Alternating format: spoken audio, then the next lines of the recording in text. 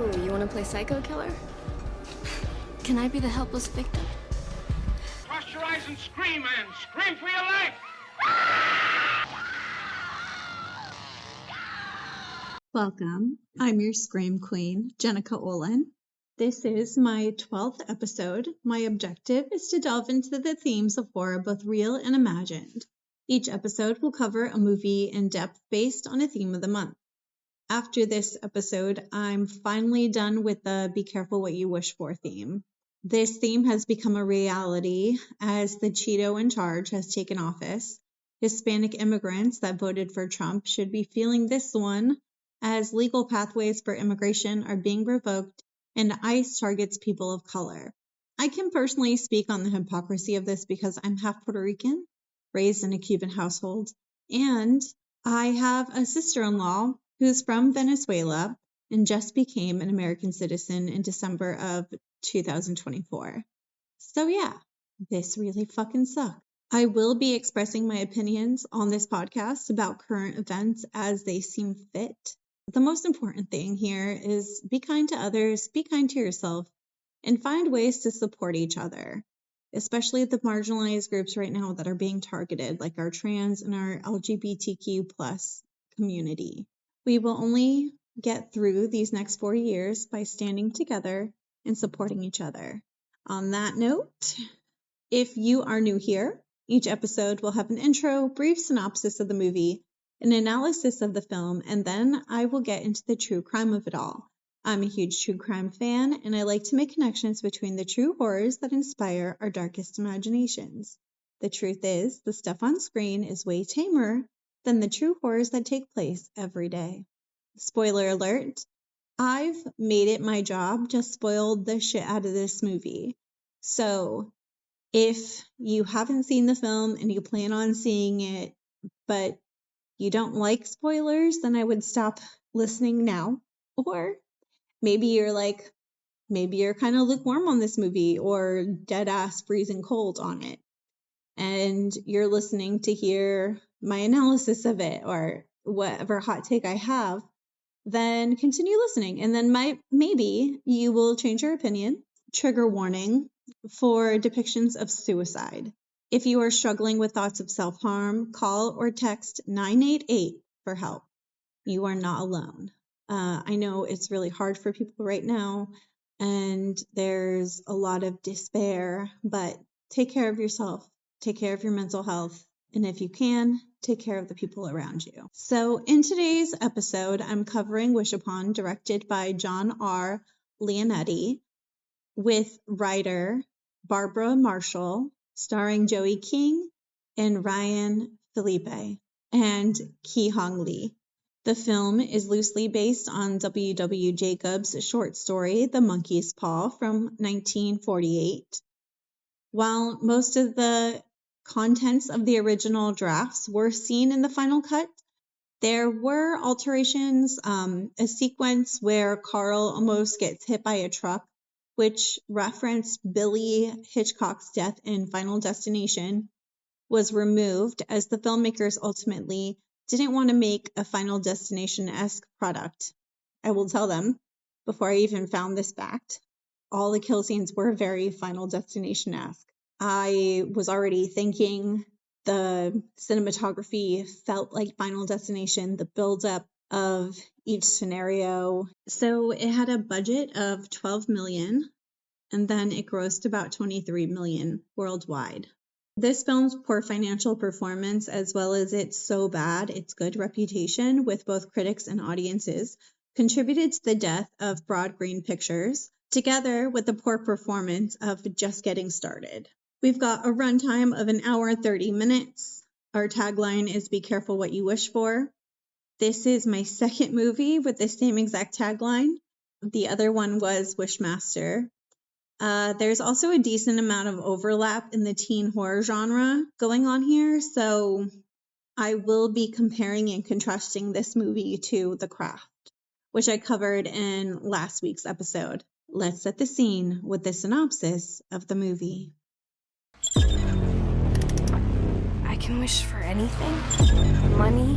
Get in! What is happening right now? Love. Did that just this happen? There have been others who've had the box. They and everyone they loved all died. When the music ends, the blood price is paid. It's a demon. What does it want? Your soul. On an otherwise ordinary day, a woman named Johanna Shannon goes to throw out something wrapped in a sheet as her daughter rides her bike with their dog Max. When Claire comes home, she finds her mother hanging in the attic. Teenage Claire wakes up from her reoccurring nightmare. As she rides her bike to school, she sees her uncle August, who her father doesn't want her speaking to. Distracted, Claire's almost struck by popular girl Darcy Chapman. When Claire gets to school, she sees her father dumpster diving with his friend Carl. She joins her friends June and Meredith. We see that Claire has a crush on popular guy Paul Middlebrook. Back home, Claire returns to see her father has found a large music box. Claire takes it inside and reads that the box will grant 7 wishes. The next day, Claire is at school with June and Meredith when they're giggling as Darcy and her clique of mean girls walk by. Darcy questions Claire as to why she's laughing, and Claire says that she called Darcy ultimate smegma, which is some kind of genital secretion in both males and females. Darcy smacks Claire, who smacks her back. Claire then gets knocked over, and she retaliates by tackling Darcy to the ground and engaging in a girl fight. When Claire goes home, she takes the music box and makes what she thinks is a hypothetical wish for Darcy to go rot. The following morning, Darcy wakes up to find parts of her hands, feet, and face looking grotesquely rotted.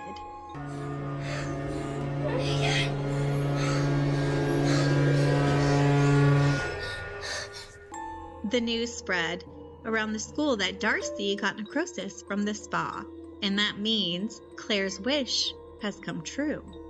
At home, Claire goes to look for Max and finds his dead body under the deck of the house.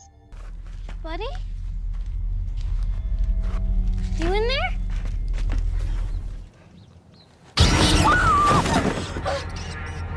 Her and her father bury her childhood dog.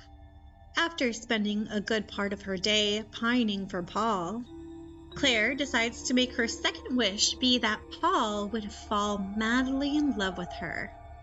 When she goes to school again, Paul approaches her and shows clear interest, even in front of his girlfriend Lola Sanchez. In Uncle August's home, the old man is preparing to take a bath. He fills his tub in water and steps in, only to clumsily slip and hit his head on the side of the tub.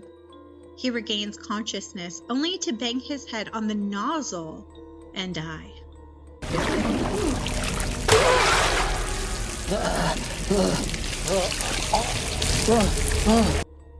Upon learning of August's death, Claire wonders to her father if August left his inheritance to anyone.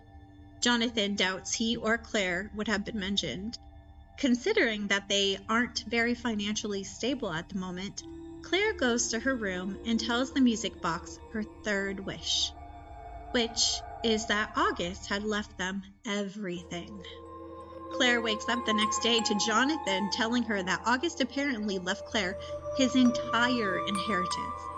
The Shannons' former neighbor, Miss DeLuca, drops something down the garbage disposal and sticks her hand in to retrieve the item while precariously leaning close to the switch.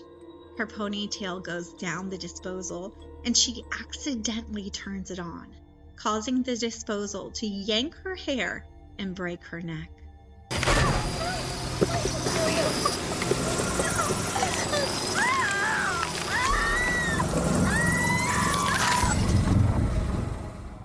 Annoyed that her dad still goes dumpster diving for knickknacks, Claire uses her fourth wish for him to be less embarrassing. Her dad, Jonathan, then becomes a smooth saxophone player that Claire's friends find hot. Claire asks her friend, Ryan Hugh, for help in figuring out the phrase on the music box, as well as its history. They visit his cousin, Gina, and find that the box has been passed down for decades, but they can't translate the phrase. Gina sends the phrase to someone for an answer. That night, Gina is alone in her loft when she receives an email with the translation. She says it's messed up, and it starts to freak her out. In the darkness, she trips and falls face first into the horn of a bull statue.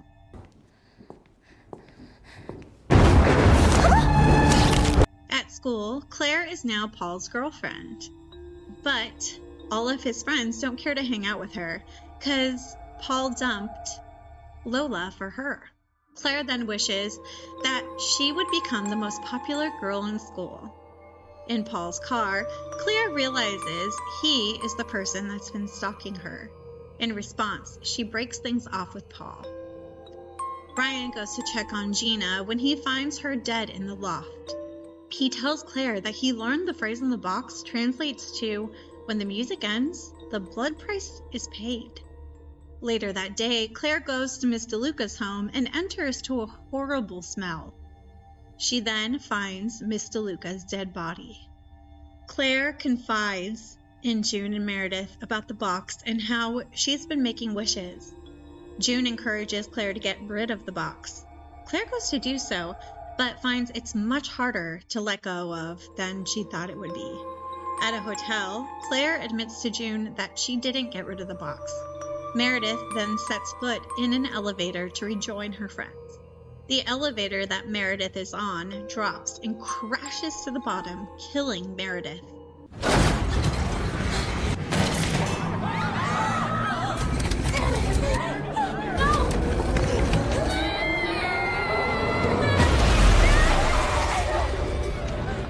June blames Claire for Meredith's death. Ryan takes Claire to his house to show her his research. He reveals that he's learned more about the box's history. The very first owner cursed the box. All those who used it all ended up dead. At home, Claire struggles with the consequences of her wishes and the thought of undoing them. Eventually, the wishes are undone when the music box goes missing from where Claire had hidden it. In the midst of a breakdown, Claire finds out that June took the box from her room to try to get rid of it, but Claire takes it back, which results in her accidentally pushing June down the stairs in school. Ryan tries to stop her from making more wishes, but Claire can't be stopped.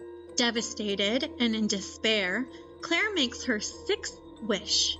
She wishes that her mother never committed suicide. Seconds later, she hears her mother, Johanna's voice. Claire embraces her mom for the first time in years. The happiness is short-lived when Claire sees her dad outside under a tree with a chainsaw. She realizes that he will be the next one to pay the blood price for her wish. Yeah, think so,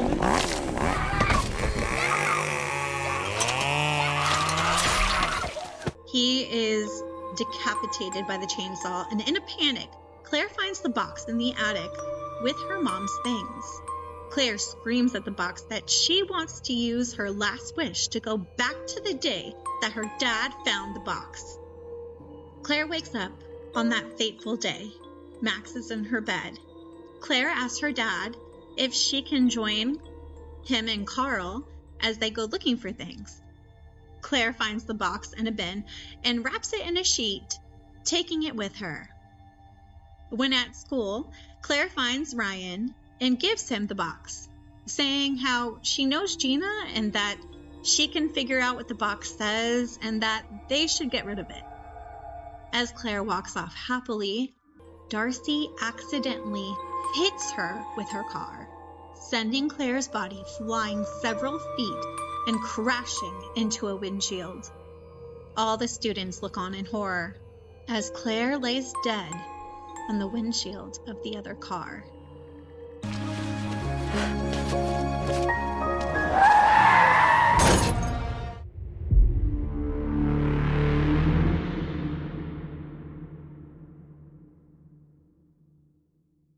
So now it's time to talk horror, and today I will be analyzing the film Solo.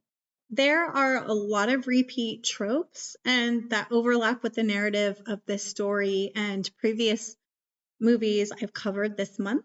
I feel like this means I picked movies well because they couldn't be more on theme. So we start the movie out rough with a little Claire finding her mom hanging in the attic. This is a brutal scene, and she has long-lasting effects of this trauma throughout the film. It's also made clear that the once hot Zach's dad is now a dumpster diving dad. If it wasn't for losing his wife, our father figure, Ryan Phillippe, he would have been the hot Zach's dad the whole time. But fortunately, he becomes a dumpster diving, embarrassing dad. And that's really sad because he's really hot and they did him wrong in this movie. But he does a good job playing the part. I don't know. He's kind of a deadpan character. But he's supposed to be that way, I think, because that's the whole, like, I'm a struggling dad on my own with this teenage daughter, don't know what to do, trying my best, but also dumpster diving at the same time. Poor Claire even has to deal with it, like, literally in front of her school. So we have the setup of our main protagonist having a troubled upbringing and a lot of things to wish for. Right, she's missing a lot of things in her life that haven't been fulfilled. Suddenly having 7 wishes for this teenage girl, it's going to be trouble. She's not going to know what to do with it. She's just going to be super selfish. And what are the implications of these wishes? And how do they compare to like other movies I covered already this month? All right, and our antagonist is Darcy Chapman, who tortures and targets Claire for seemingly no reason.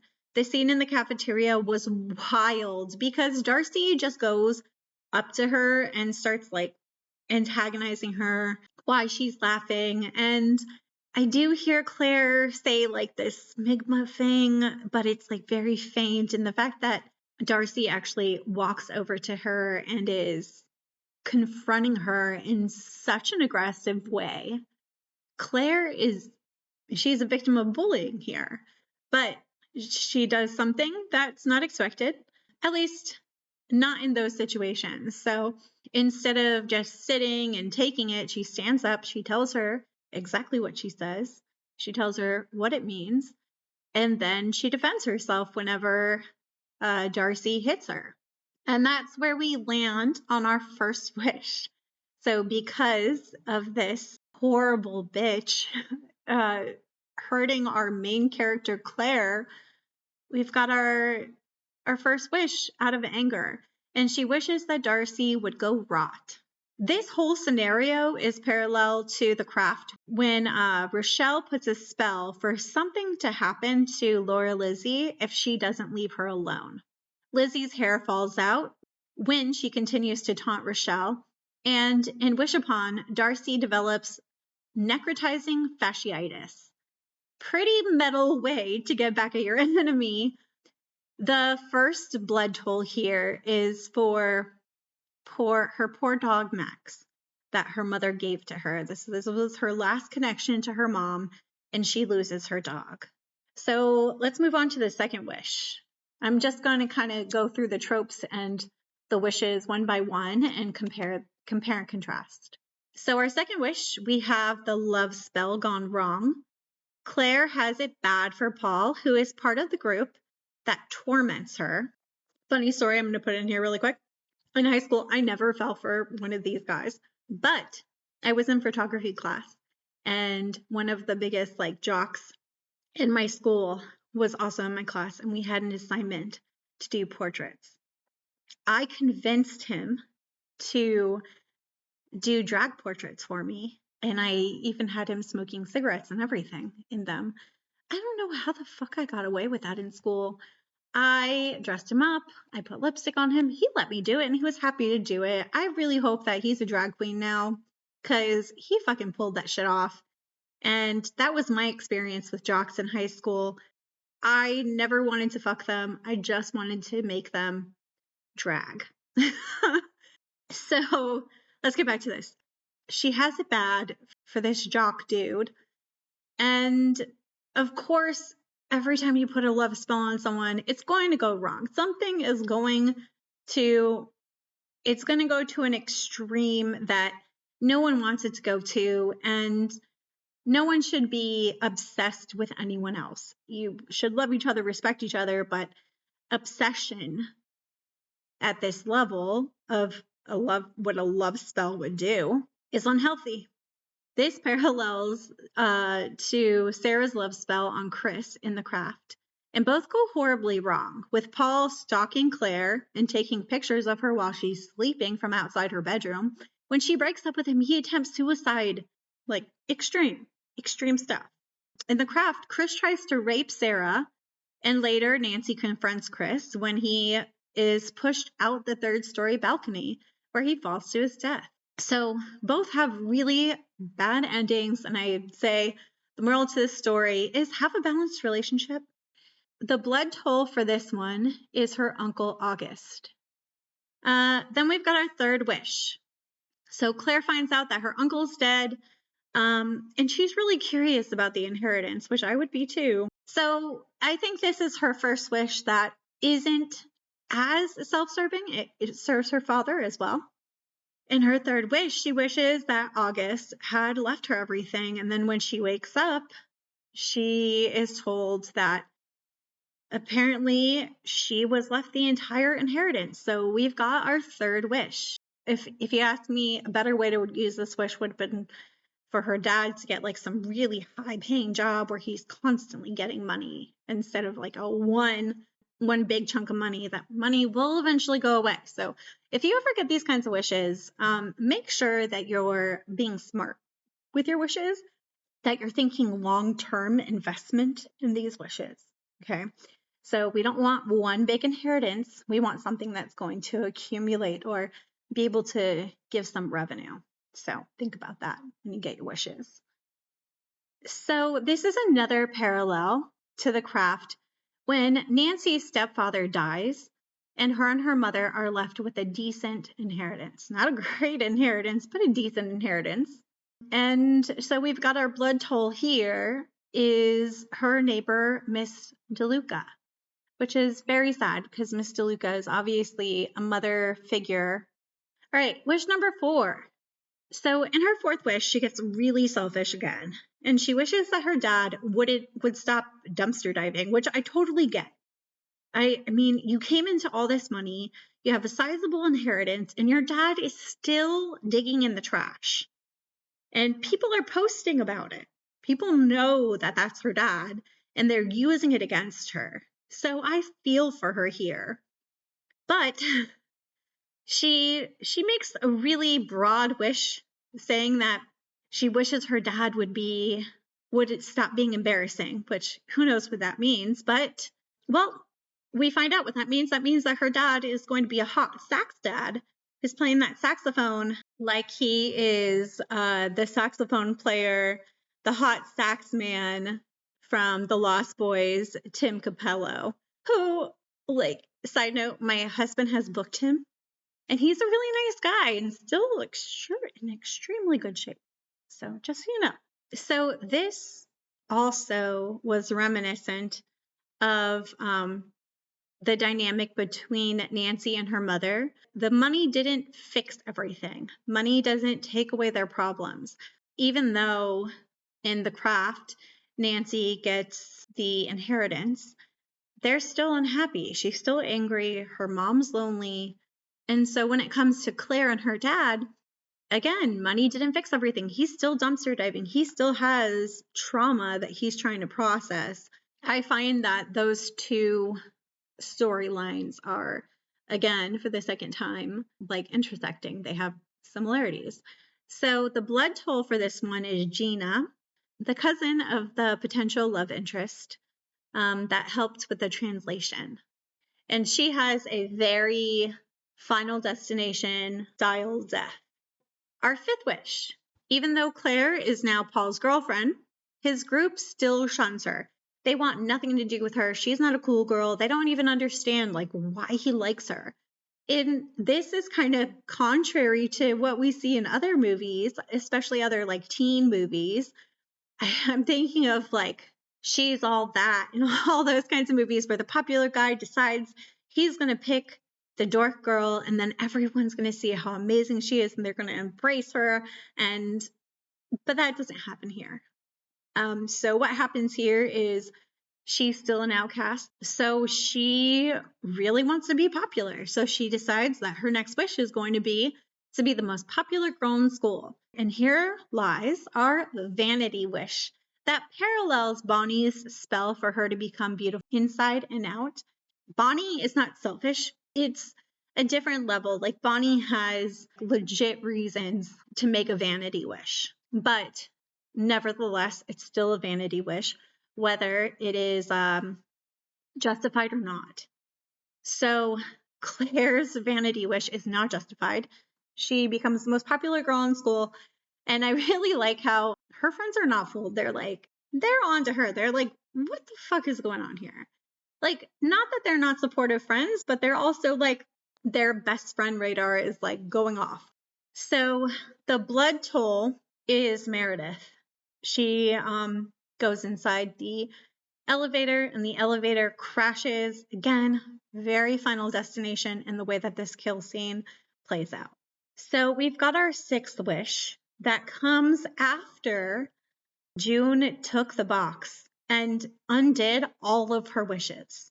So Claire is now back at square one, but not just back at square one. She's worse off than she had ever been before. This has put her in a desperate need because not only does she not have all the things that she's wished for, but all these people she cares about and she loves are now dead because of it. And now it was all for nothing. So she freaks out. She's in the middle of a breakdown and she goes and things just go from bad to worse. In the midst of her breakdown, she gets into a tug of war with the box and June falls down the stairs. I don't think she's hurt. She seemed to have fallen very gracefully, sliding down on her belly. Maybe if we had seen her after this scene, maybe she would be in a full body cast or something like that, like ridiculous. Claire decides to go big or go home. So she uses her sixth wish and she wishes that her mother never committed suicide.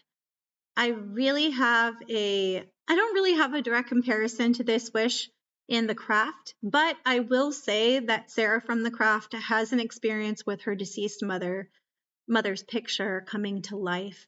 And in this one, the death toll is trading one parent's life for the other. So mom's alive, but now dad's going to be decapitated by a chainsaw. So she goes to find the box. She sees that her mom had painted a picture of the box. And then she starts blaming everything on her mother. And it was almost like generational trauma theme, like her mom did it, now she did it. The destiny of this box has landed itself in this family's lap. They can't get away from it. She is going to be the one that breaks the curse on the family, I guess. And her seventh wish is going to be that giant reset button.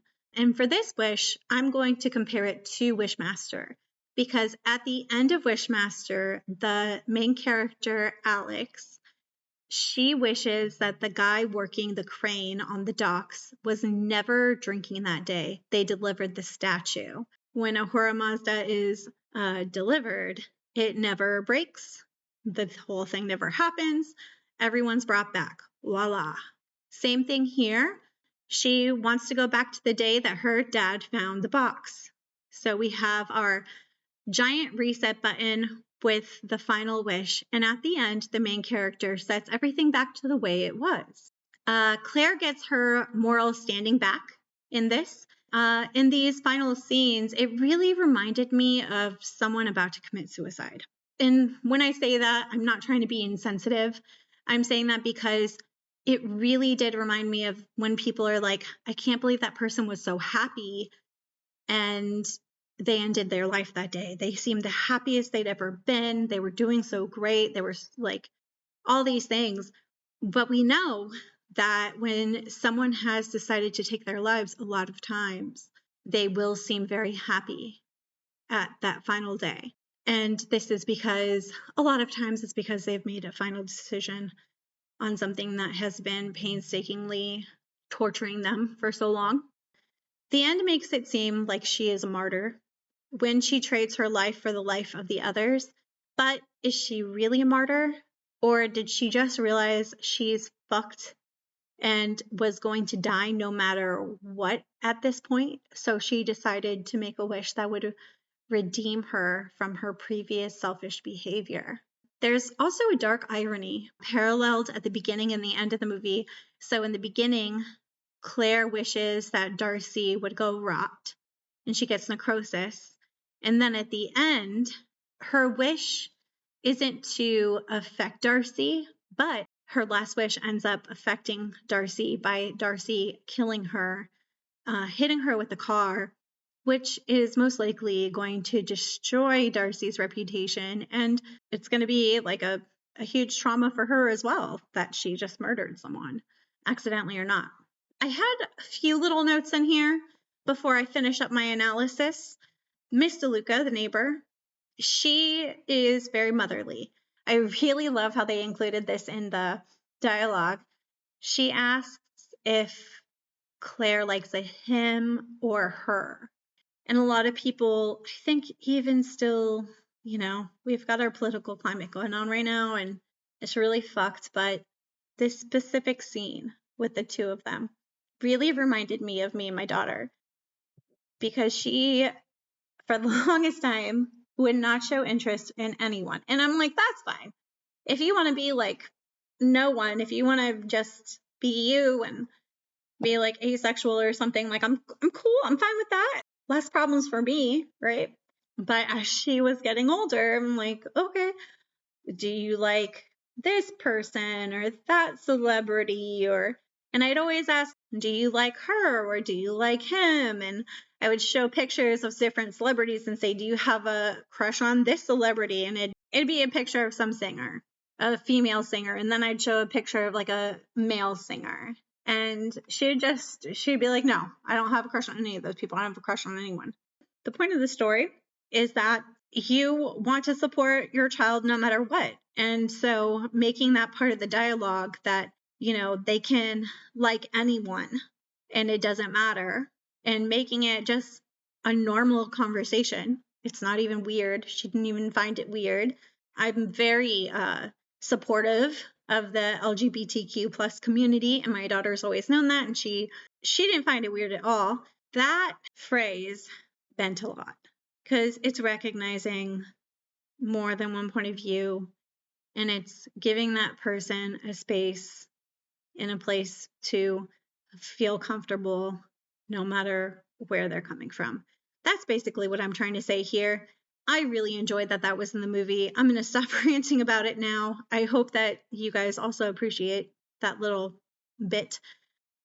And everyone they loved all died. When the music ends, the blood price is paid. It's a demon.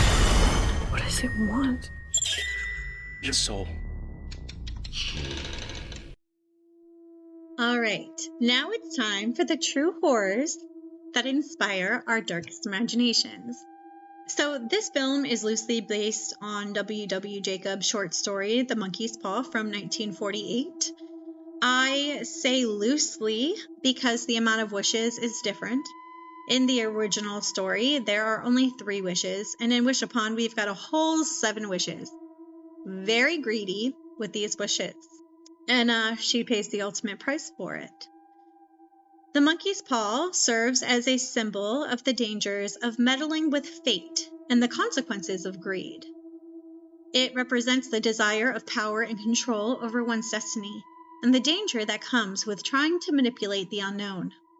The paw's ability to grant wishes is ultimately shown to be a curse, as the consequences of the wishes become increasingly dire and destructive.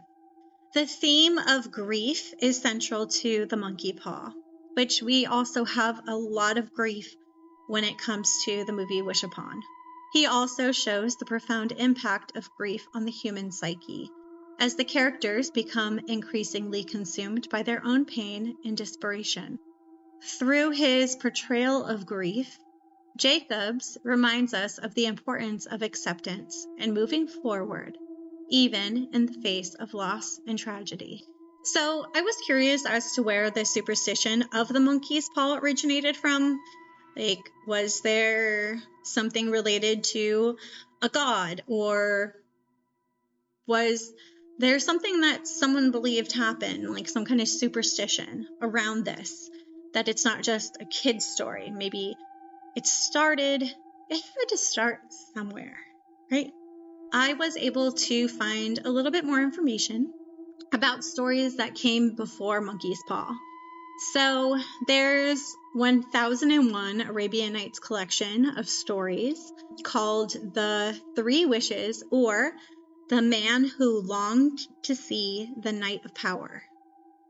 In it, the man is blessed by Allah with 3 prayers guaranteed to come true. Following the advice of his wife, his first wish is to have a bigger penis. You heard that. His wife wanted him to have a bigger penis. She wasn't satisfied. He was like, okay, cool, honey. I'm going to do that. I am going to wish for a bigger penis. But when he makes this wish, he doesn't just get a bigger penis. He gets a giant penis. A penis that would scare any housewife. A penis that is more akin to the giant worm from the horror movie Tremors than anything you could take pleasure in. So obviously not cool, not gonna fly, can't have that. So she makes him wish to get rid of his monster penis. But once again, he wasn't specific enough. So he ends up looking like a Ken doll. That also would not do. So his third wish is to have his penis back to exactly how it was before. So we've got that giant reset button with that third wish. The last line of the tale is that the man lost his 3 wishes by the lack of wit in the woman. They always blame it on the woman, even though he's the one who chose how he phrased those wishes, and he could have been a lot more specific about the kind of penis he wanted. He is lacking in the penis department to begin with, and then he's also lacking in his ability to make a decent wish. I'm sure he makes it work. I'm sure she's happy, but if you had all of those wishes and then they were just, I just don't know. Okay, I don't know. There are versions where the man is blamed for the poor phrasing of wishes. In a Swedish version called the sausage, but this was a real sausage, you guys. It's not a metaphor for a penis. It's a sausage. A woman is granted 3 wishes by a divine stranger, and she uses the first one to wish for a big, fat sausage. You heard that. A sausage link the size of a small child. Okay, so we've got this huge sausage. This is food. She wants to feed her husband this sausage.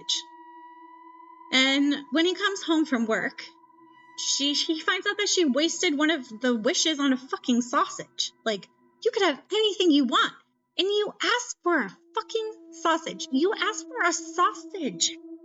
Mad, he wishes for the sausage to be stuck to her nose. So now he's got an elephant wife with a sausage nose. With a long sausage nose. It's like a limp Pinocchio. Like, that's not smart either. This is a really bad couple. She at least was thoughtful. She's like, I want to feed you. And he's like, he's an abusive husband. He's like, you're going to wear that sausage because you wasted this wish. So you're going to wear it. When they can't remove it, they are forced to use the third wish to make it disappear. So setting them again, we're set back. We got that reset button. And it's as if the wishes had never come to them to begin with. All these scenarios are not good. Maybe someone can make it work, but so far, not so good. let's end on a high note.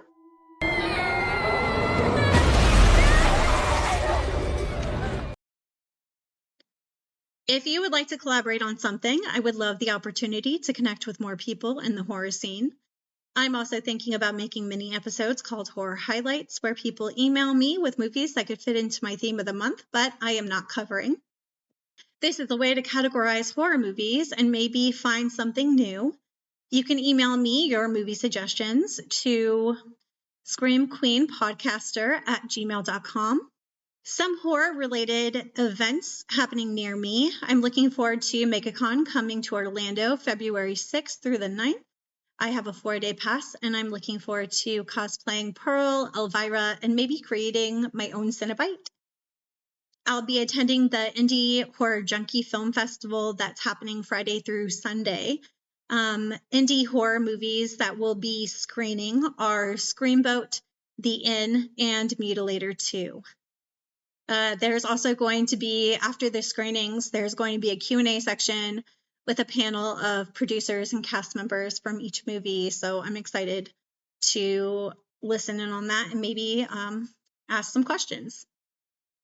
I'm going to start shouting out people who leave 5-star reviews. So someone under the username Pop Reflect said, Jenica brings her passion to this insightful and entertaining podcast. I highly recommend this show for horror fans, film fans, and podcast listeners alike.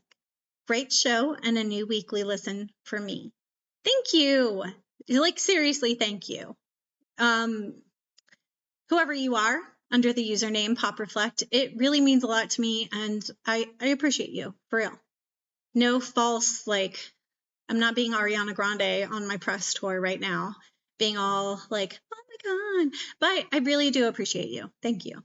It makes a difference. Like, leaving these reviews and all this stuff makes a difference. So on Spotify, I have Jeremy. I'm just going to say Jeremy. I don't know if he wants me to say his whole name. So Jeremy says, I absolutely love how you couldn't care less about the orange skin fellas out there. Oh, I absolutely love how you couldn't care less about the orange skin fellows followers. You're very right, Jeremy. I couldn't care less about the opinions of those who choose to follow a man like he who shall not be named. There's pressure to keep politics out of my podcast, and I'm not planning on going off the rails and bringing up current events all the time, but where it seems fit, I'm going to put it. I will continue to speak out for those who need support. Horror has always been political, and horror has always been a political and social commentary on the times. In the most tasteful way I can, I will say, you don't become a final girl by staying quiet. So I have another one. Janice6 left a comment saying, enjoyed my first horror trivia last night at Conduit, and then gave their team name. I'm not going to give it out loud, but they came to my trivia horror event that I host once a month. So thank you for being part of my Scream team and attending my last event. And you also followed up by actually listening to my podcast and leaving comments. So fucking thank you so much. Like, it means a lot to me. You're really helping a Scream Queen out. And yeah, I appreciate you. I really hope I see you again. I'll probably give you a little something extra next time, just because you deserve it. This is a weekly podcast with new episodes out every Thursday. All the research, writing, and audio is done by yours truly. This is a one-woman show, and I'm doing my very best. I have a monthly horror event at Conduit in Orlando, Florida. My next event is going to be February 12th, and it's going to be like a Valentine-themed bride type of, it's going to be like a love theme, but it's horror love. Brides, if you come, I'm really hoping to have a full room of undead brides. I'm going to be covering Bride of Frankenstein, Bride of Reanimator, and Bride of Chucky. So those are the movies I'm going to base my event off of, and it's going to be a lovely bridal party. We're going to be a bunch of brides just hanging out and having drinks and doing trivia and talking horror. And nothing sounds better than wearing the white dress and gorging on bloody drinks and men's energy, or whatever we want to call it. Okay, that's where I'm going to put it. That's where I'm leaving it. You can follow me on Instagram, Facebook. I have Blue Sky.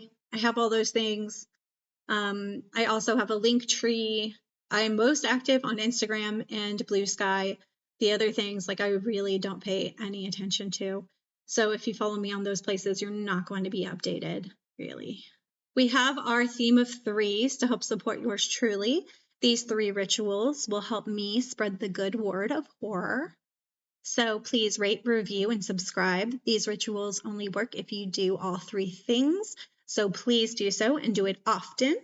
Remember, be careful what you wish for. Until next time, goodbye.